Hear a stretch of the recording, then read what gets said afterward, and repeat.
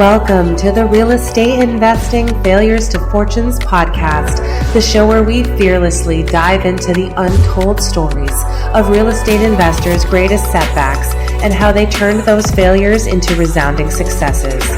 I'm your host, Kate Berry, and we're talking with real estate investors across the country to learn exactly how and why they failed, and how they took that failure and turned it into a powerful lesson for their business. So come along with me, Kate Berry, on this transformative journey from failure to fortune. I invite you to join our supportive community where together we can inspire, educate, and motivate each other to achieve all of our real estate investing goals. Welcome to the Real Estate Investing Failures to Fortunes podcast. I'm your host, Kate Berry. On this show, we fearlessly dive deep into the journeys of real estate investors and real estate agents who have turned their failures into fortunes. We are so excited to be here today with our guest, Lancelot Lennard. Thank you for joining us. He is the owner of Sir Lancelot Group, which is a real estate team out of Orange, Florida, also services the Daytona Beach markets. And we are so excited to have you here and learn more about you and your real estate journey. Thank you. I am so happy to be here. Well, welcome. Let's get right into it. I always like to start out learning more about my guests, how they got started in real estate. So tell us how you got started in this wonderful career. It is a really cool story. I came to the country 10 years ago with basically $300 in my pocket. I landed in Miami. I worked for Carnival Cruise Lines for a contract. That's where I met my beautiful wife and partner. We've been together for 10 years now since we came to the States. Oh. I did one contract with them. I was a bartender, got off from the ships, moved over to Fort Lauderdale. Luckily, I have an uncle that lived in Cutler Bay, just south of Miami, back in those days, and he helped me out with the first few things, like getting my license, getting my first apartment, and looking for jobs, how to do that and all that. I had no clue how to do that. I'm European. I came from Europe. I was like, how do you do this stuff? Wow, that's amazing. Yeah. I love that. It is a classic evolution though, bartender to real estate agent. Yes, I think so too. Because they make great real estate agents. You're good with people, you can think on your feet, deal with high pressure situations. What brought you to the States? So I was working 3 jobs in Hungary. I was an insurance consultant, basically financial advisor of sorts. I ran my dad's construction company. We rented out these high climber machines to renovate buildings. And I also worked as a bartender. And the 3 jobs, making $500 a month. And I was like, this is never going to end. My car broke down. Okay, all my saved up money went to fix the car. And it kept on going and going. And always, something small happens, then all your saved up money goes away. So I was like, what can I do that will be different and where I could make more money? And since I started bartending, I always loved cruise ships and the mystique behind that, going and doing that. So I signed up with several companies, and Carnival's the one that snatched me up, flew over, started my job, got off the ship after 6 months of working on it with about 10 grand in my pocket. And I decided to stay in the States because I was like, hey, everybody on the ships, when you start working in the US like that and all the guests, and I was the only guy that worked in the service part of the ship with a USA name tag because I'm American from birth. I'm a citizen. I've been a citizen since I was born through my mom, but I never lived here. And basically from that point on, I was like, let's focus on being on the continental United States and how will that work out? And it worked out really well, I can tell you that. I started working in Miami as a bartender. I opened up 4 or 5 restaurants that were still some of the best restaurants in Miami. You see Salt and Pepper. And great way to meet people, right? You meet a lot of people. Yeah, and there was a lot of real estate agents that came to our bars. Oh, yeah. And restaurants, because they're out networking. Of course. Yeah. They're taking clients out. That's how we meet. I own a bar myself. I opened a bar for my real estate career. Yeah. So, I've been thinking about my wife is no, you cannot do that. We have 2 small children now. So it's kind of tough to open a bar. I've been bugging or nagging at her. It's like, why don't we open a restaurant or a bar? It's a good, place to meet people. But yes, so I met a lot of realtors and everything. And my uncle was a broker who got me into how to become a U.S. citizen. And he told me how much real estate agents make. And I was like, Yeah. how much? Are you kidding me? Oh Like my gosh. selling a house and buying, Right. just showing houses and writing offers and stuff like that. I think that's an amazing job. I could wear a suit. I was like, I always want to wear a suit. That's my go-to, you know? Yeah. Um, It's so and then glamorous and so easy, right? yeah, exactly. But you got to realize Miami's hot. It's like 90% humidity. You can't really wear a suit. So you're selling real Right. estate in a polo and nice shorts, and you're selling $1 million real estate in Wow. not a suit. And Yeah. it's like, okay, that's pretty cool though, in many, many ways. I think I bartended for about 3 years when I decided to get my license. I was like, okay, it was tough because you haven't studied for like, I don't know, at that point I was 25, so I haven't been to school for 7 years.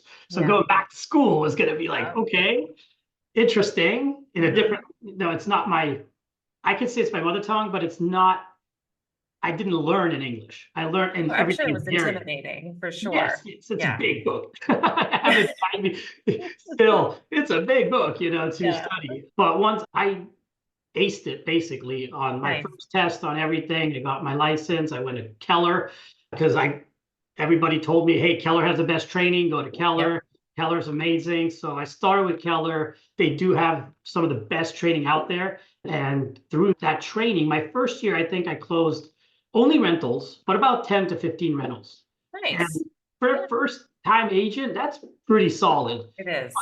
The split was horrible. It was 50-50 plus franchise fees. So I couldn't afford to stay a real estate agent 100% committed to it. So I had to go back bartending. So I was bartending and somewhat dabbling on real estate in Miami for the next, I think it was 3 years, of my first 3 years of my real estate career. I sold some houses, I sold some condos every year. It was a good bonus, $30,000, $40,000 is always a good bonus, Absolutely. Absolutely. with the Miami home prices being, four, five, six, $700,000. Or I sold a piece of land and that was a 10% commission. That was like amazing. I got five. The seller listing agent got five. Yeah. Very nice. Yeah, that was like my wife and I were like, okay, let's go on a honeymoon finally. Yeah. Yeah. And stuff like that. And so when did things change for you? When did it start to become more full-time? so it became full-time for me once we moved up to where we are right now, to the little city of Port Orange. It's a cool little bedroom town in the middle of Florida, just at the tip of the I-4. Florida, Daytona is just south of Daytona. And we moved up here to raise a family because we got pregnant and we had our first child in 2019, January. She's almost, we could almost say is a first baby, but she was born on the third, really close to New Year's. Wow. And, Oh my gosh. yeah. I was lucky, knock on wood. I inherited some properties in Hungary and I sold it and I brought the cash over and bought a fourplex to substitute some of our income that was coming in from bartending and other things. So we could focus on real estate. And my first year up here is when it all started off. I think I sold 12 or 13 houses, 2019. And that's starting from June till December. That's when I really got back into real estate, partnered up with a lender, did co-marketing on Zillow, started with $500, Yeah. Oh, I know. Back in the good old days of Zillow. yeah. Back in the good old days of Zillow, exactly. It was. $500 and got my first lead and got excited and started selling houses. And we sold quite a few houses. The first house was like $135,000. Compared to Miami, but it's a house that we sold, and it was a FISBO too. Oh, nice. Yeah, I had a lot of experience coming from my first year of selling mobile homes and small single families, and I got my first listing. They also bought a house, so it all really started to fall into place. And I didn't really fall on my face as much as I thought I would, but it was tough. I was with EXP at that time when I moved up here, and it was interesting. Okay, I'm not with EXP anymore. I left them the next year. So 2020, I went to Florida Homes Realty. And I left them for a really good reason. That's where I got my first slap in the face. I was working on recruiting people. And I was talking to, I think, 4 or 5 or 6 people at the same time. I introduced them to EXP. I showed them the whole presentation and everything. And at the end of the day, when they signed up with someone else. That's like a Gosh, it's stab in the heart, you Yes, know? it's like losing a listing after Exactly. all the legwork, and then they end up going with their friend, Exactly. Like I They did bring your all the work. CMA, Yeah. everything. It's like you're listing at the price I told you you're gonna list at, and with your friend, and he's doing the marketing. I was pitching you. Yep. It's hard. No, it's really, I think that this business can be very brutal in that way. You can put a lot of heart and soul and time and energy into a project only to lose out at the end. And it can be really hard to come back from that. So our podcast is From Failures to Fortunes. Was that year 2020 when you switched brokerages? Do you feel like that was that transitioning moment in your life or in your It was career? definitely a really good transition. I came to this amazing brokerage. I love being here with them. My broker's amazing. He's on call. I can call him. He has 2,700 agents, and I have all the agents have his cell phone number. Wow, that's Just very so you know. impressive. So imagine this broker that returns your calls, your messages, your text messages, even though he has 2,700 agents that Oh my work. gosh. Of course, you have a broker hotline. So if it's small, Sure. minuscule questions, call the hotline. Yeah, If it's deep, then call him. amazing. And I've only had to use him a few times, but it's always good to have him in your corner. Absolutely, yes. He started the brokerage in 2008 in the middle of the crisis, and 2,700 agents. And I think 2022, we did over 2 billion Amazing. with the brokerage. Yeah. That's actually wasn't a bad time to start, because at least you're starting from scratch or starting over from scratch are two very different things. Yeah. But he did really well for himself, I think. At this point, he offers so much, and he offers pretty much everything EXP offers, but in a much less cut. So our split is insanely good. So he basically takes 0.002 times the price of the home. So at 300,000 a home, he'll take $600. Yep. Okay. EXP was an 80-20. And in 2019, come December, I did close 15 deals, about $3.5 million or so, maybe even more. But because of the split and me not capping yet, I had to tap into my reserves to afford to continue doing real estate. And I was like, okay, this is not going to work out for me. I'm not happy with this split. I'm not happy with the 16K I have to pay them. I don't think we get the value because we don't have a hands-on real broker that can help us and guide us. We don't really have offices. It was weird. But I learned how to work without an office. I still don't. So my broker doesn't have an active office in my area. Closest office is 45 minutes away. But what EXP taught me is how to self-motivate and how to work from home. Yes, absolutely. Yes, that's right. Without an office, Yes. So that was definitely a downer for me. And okay, me and my wife had to sit down. I was like, do I have to go back bartending now? Or should we continue? She's like, just keep with it, babe. We'll figure this out. We'll just spend less on food or whatever. We were renting a 2-bedroom at that point, and we didn't have our house yet. Right. Which we own our own house. We own several houses, and Nice. we got to a really good point in our lives finally. But that was one of those turning points where you got to think when you're working and what broker you're working for and what they give you for exchange for your money, because 80-20 is not a bad split if you cap right away. Like if you're instantly capping in a few months. But if you're looking at paying marketing at the same time as giving that much money to the broker who's not providing any real on-ground support. Like a local brokerages I think are in high demand for that particular reason, because they're local and they're there and they're putting up tents on local events and you can sit there and talk to people. And you don't get that with a major franchise like EXP, for example, I think, you have to do it yourself. Yeah, yeah, exactly. And I think that you raise a really good point and I think a lot of agents many times are looking to be in the brokerage that solves all their problems for them. And they'll go from broker to broker to broker, but it's like, you still have to have that self-discipline within you. You've got to have the drive, but then you'd still have to have that moment where you say, it's not really working for me. And what do I need what tools do I need in my tool belt so that I can propel myself into the career and doing the type of business, the level of business that I want to be doing? And so it sounds like that transition was good for you. Was the timing good? I mean, right before the It pandemic, what was that like was to, interesting. I'll tell you that. yeah. I opened my first LLC, or not second LLC. My first one was for the investment property, but my second LLC for my real estate business, because I was like, okay, we're gonna make over $50,000 because that's what they taught you at Keller Williams. Is like once you start making over $50,000, you should have your own LLC and pay yourself, and Right. etc. Yes. So Yep. I was like, okay, so we're gonna make over $50,000 this year, so I have to open my LLC to run it like a business. This is not a hobby anymore. This is my life. This is what I'm gonna do. This is for the future. So I opened my LLC. I think it was March 31st. I switched over. I was at March 31st in 2020, sorry, I have already almost capped with EXP when I came over to the new brokerage. Yeah. He gave me a cut. So he said, okay, our cap is 10,500 instead of 16,000, Mm-hmm. which is, I think, is a much more fairer number. Also, he doesn't shave off that much from the get-go, which Right. means that I have more money in my pocket for a longer period of time to do marketing. Sure. Right. You So know, you and can I kind think of that's reinvest.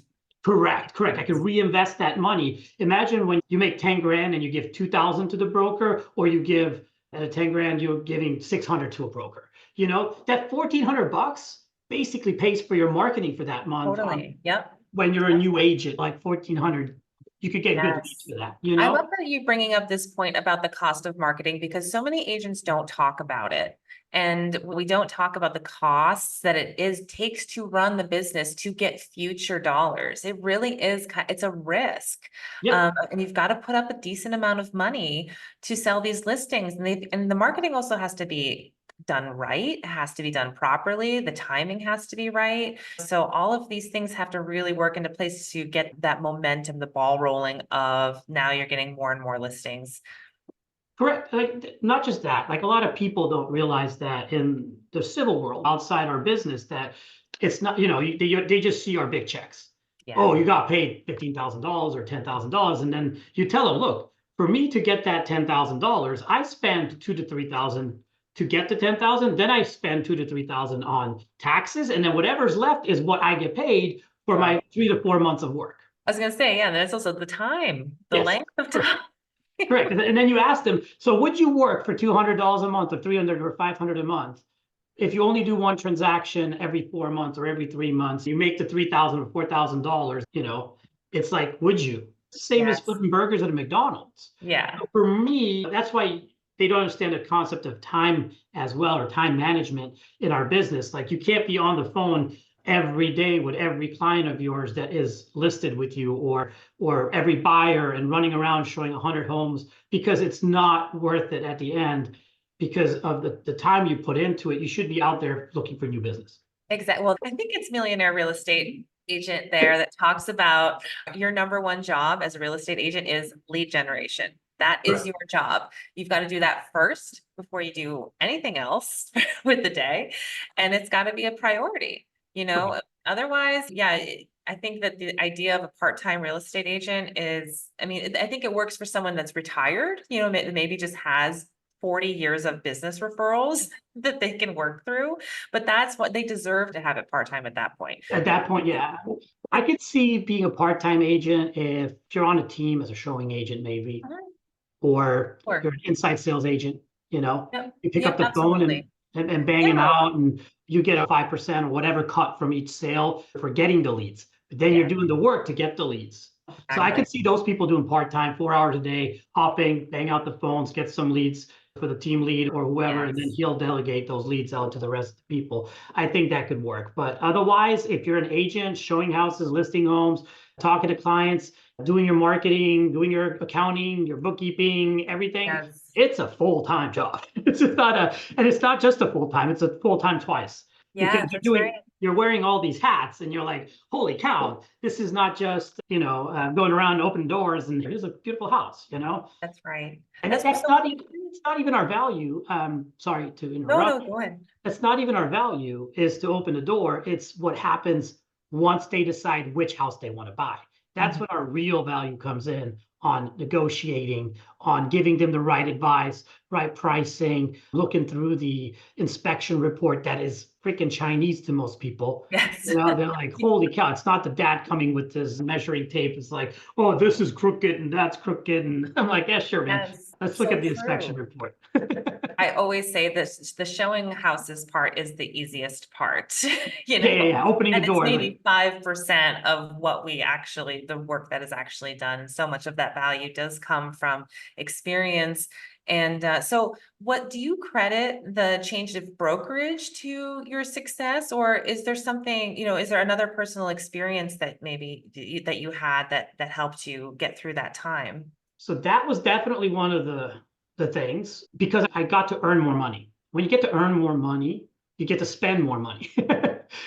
When you spend more money, you get to make even more money because Yes. if you're spending it in the right places. Okay. I'm not talking about buying a yacht or buying another car or whatever. A lot of Right. people, oh, I just got this big sale and let's go buy a new Mercedes. I don't drive a Mercedes.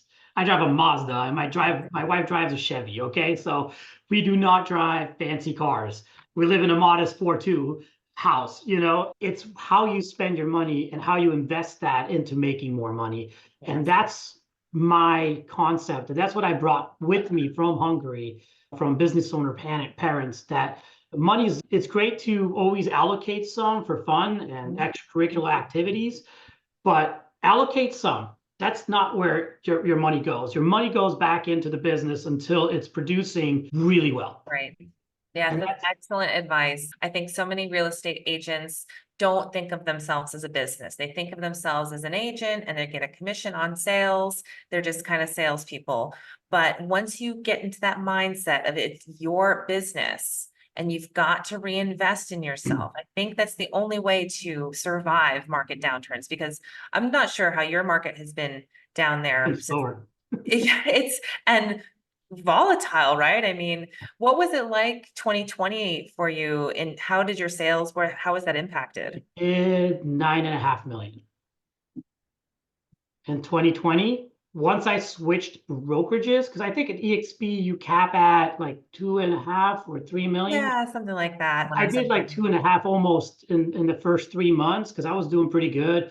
And then the rest of the year I just slaughtered it. And I had my first multi-million-dollar sale Nice. year. I had a 3.2, which was the highest recorded residential sale at Wow. that time for Ormond Beach, Florida, which has some of our beautiful oceanfront properties. This was a Wow. really cool house. I get goosebumps when I think about it. It had bridges in Nice. the middle on each floor connecting the two wings. I think it was 7 or 8 bedrooms, Wow. 6 bathrooms, Olympic sized pool, infinity pool going into the ocean. Like, Oh my God. And how did you get that listing? it wasn't You a just fell in listing. your lap, right? Oh, No, it wasn't a listing. I didn't have the listing. I had the oh, it's the buyer. buyer. Buyer came from Zillow, by the way. Oh, there you go. Hey. So they do, you do get good, cookies here and there. And Realtor.com, I'm using them now. I cut off Zillow in 2021 Yeah, or same. 2022. Sorry. Just got too expensive and the leads quality went down. Like I said, the 2018, 2019, I built my whole business off Zillow leads. Yeah, And because they were quality. it was quality. It was good. Before they implemented their specific agent or whatever in Yes. the area, before that, it was fair game. It was 300% shared amongst all the agents that bought in. There was no, oh, this guy's our preferred agent in that area. They were not a brokerage yet. They Right. I don't think they were doing loans yet either. Maybe they No, were. I don't think so. No, it was just No. straight selling leads. And that's when everyone was really using Zillow a lot too. And now so many websites out there to be added onto lists, and the competition is so strict. Really, I think a lot of buyers now are just working with agents through referral, through that a friend used them or their friends on Facebook, and they find a good buyer agent to start working with, because you need somebody in this type of market that is on their game. You can't risk it with a Zillow, who knows who you're going to end up with. Yeah, I think that is probably some of the reasons why we're not doing that well right now, and with my marketing strategies that I had before. So I've been switching things around this year, and started last year.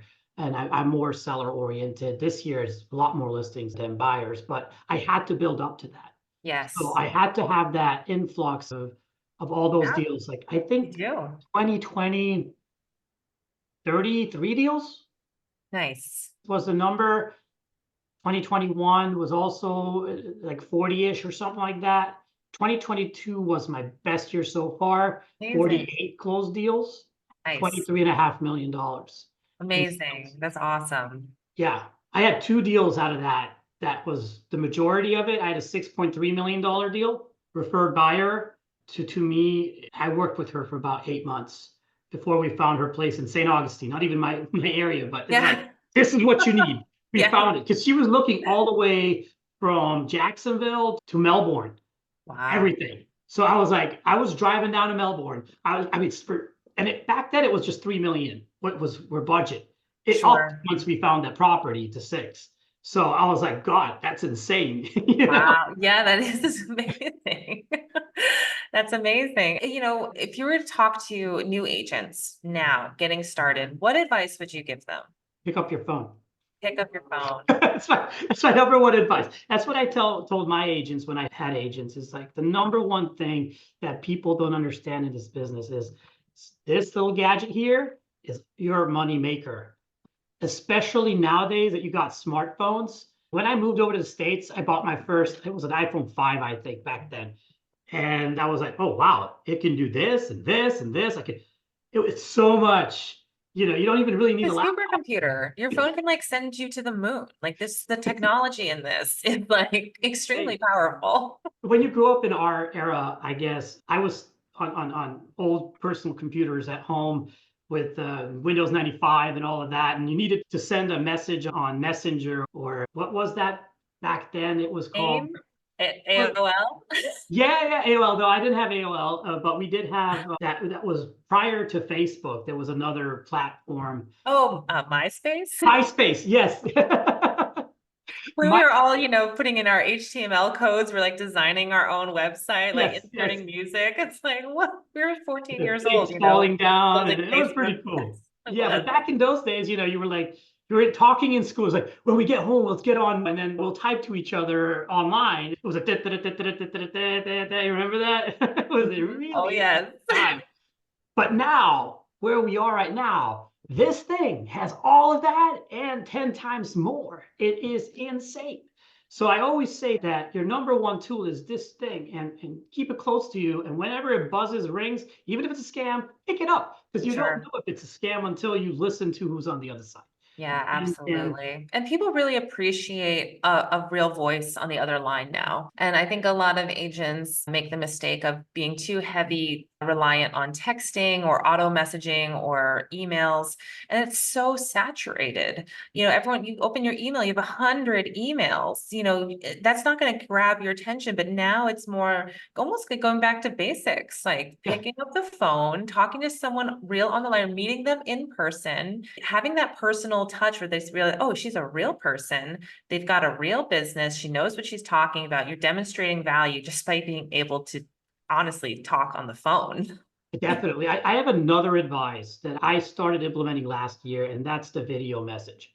Nice. Because that will give a face to the person. So every person that I hang up with, I send them a, hi, I'm Lancelot Lennard.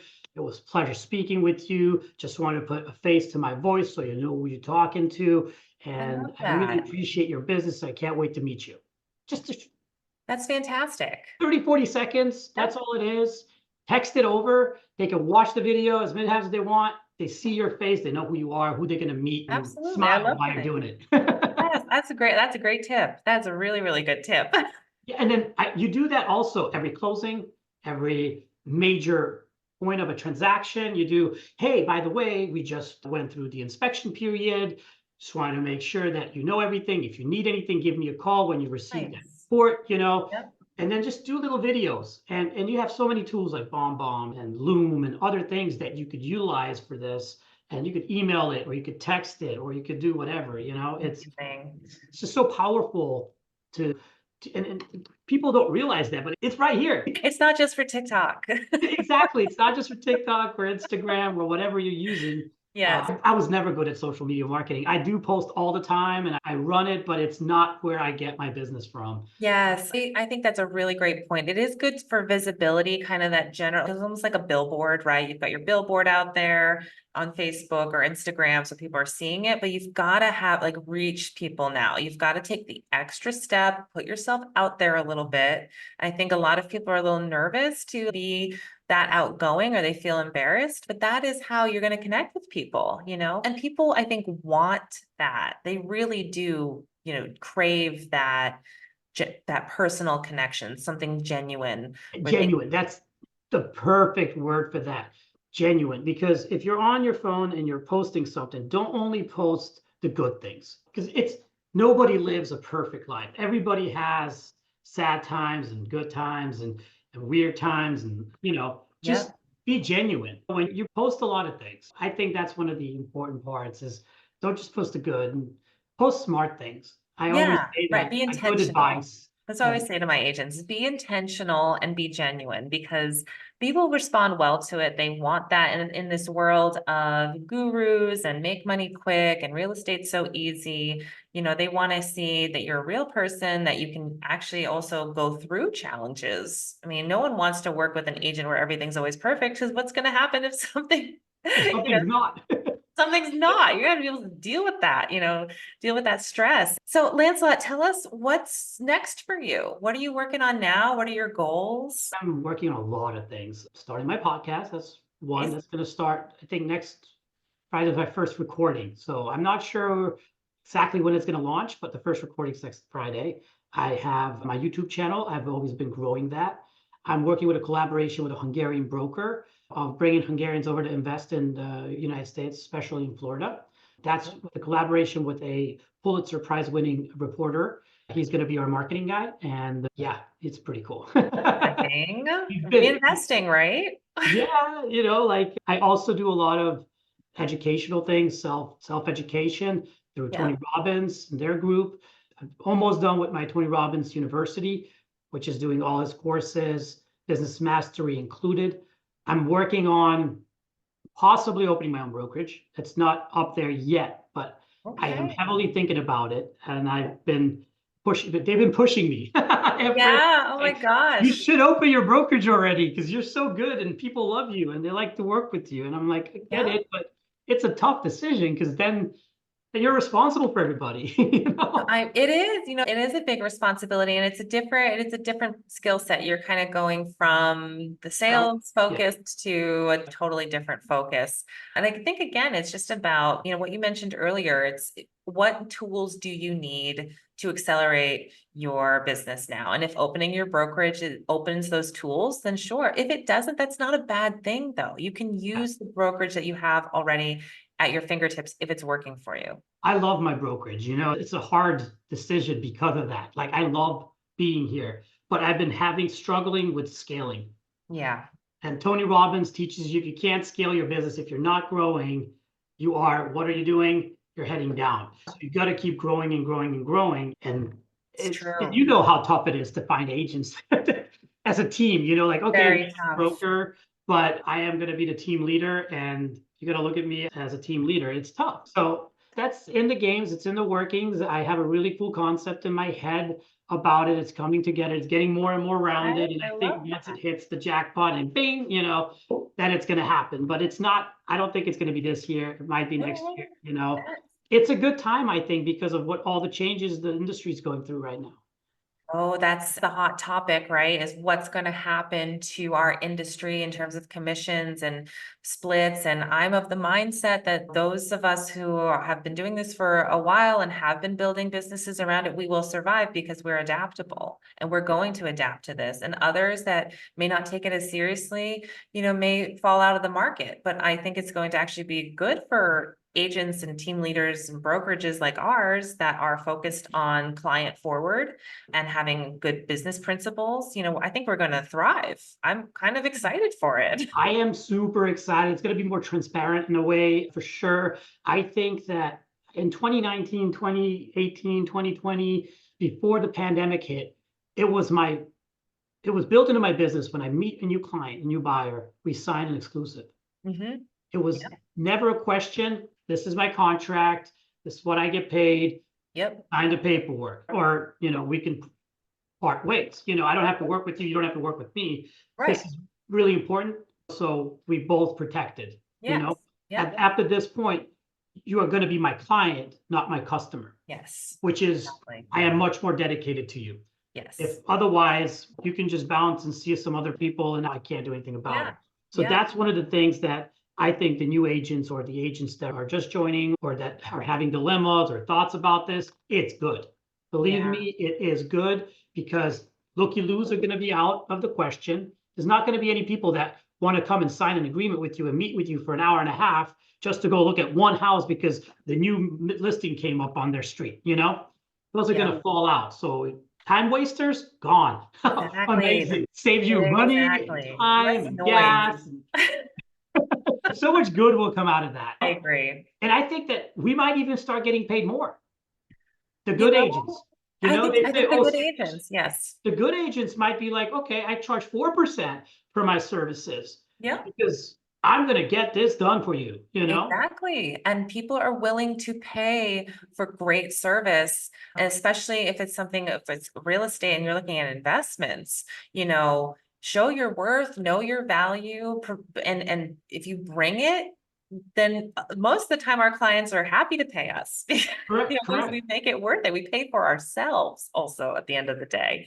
You've got to be on another level. You have to be in this industry 100%. I think you've got to be either a strong agent or a part of a strong team. I think what would be, so I guess to end our podcast journey here, looking at your next steps, you've got a lot of things that you're working on. I mean, what's maybe a final thought you want to leave our listeners with? Anyone who's new, because so many of our listeners are new or considering joining real estate either as an agent or as an investor. So maybe one final thought for them. I think that if you're new or you're just joining or considering to join, learn the new ways. It's going to be really good for you. I think it will be a phenomenal future for real estate. It's not going to be as easy as it was.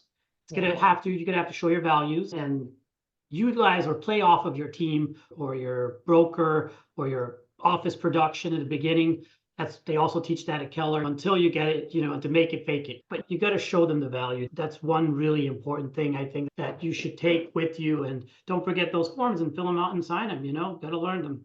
That's really important too. And you got to ask, right? You have to tell people what you're worth. You have to put yourself out, again, putting yourself out there a little bit more.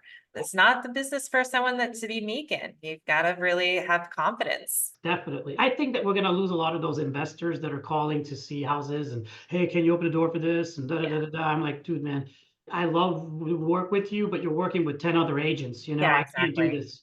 Sorry. Those guys are going to fall off or they're going to sign with one good agent. Yes. That's what's going to happen. And then they're going to be like, okay, committed, I think it's going to be good. I am excited too. Well, thank you, Lancelot, so much for joining us today. I had a really nice time chatting with you, and I hope to have you on as a guest in the future. And I hope to be on your new podcast coming up. For those listening, what's the best way for them to get in touch? We will put all of this in our show notes, but if anyone's listening right now and wants to find you online, what's the best way to connect with you? SirLancelotGroup.com. You can go to my website and you can find all my contact info there. It's my cell phone on the website, so you could call me through that number. That's a 786 number, 449-7518. I'll be happy to share that with you guys. Call me if you have any questions or if you're in Florida and you want to chat, have a coffee or something. I'm here to talk to anybody. I'd be happy to help. Awesome. Awesome. Well, thank you so much, Lancelot. And thank you to our listeners. This is the Failures to Fortunes podcast, and I'm your host, Kate Berry, and we will see you next time. Thank you for joining us on another episode of Real Estate Investing Failures to Fortunes podcast.